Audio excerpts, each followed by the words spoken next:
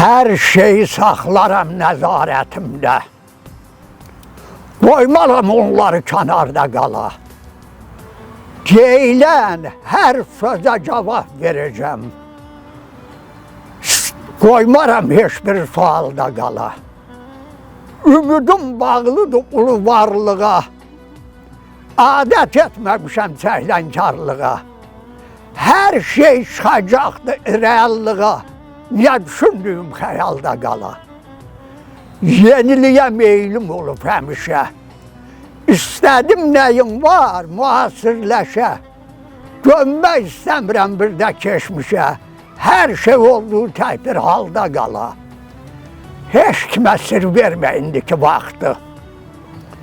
Görərsən bir anda aləmə çıxdı.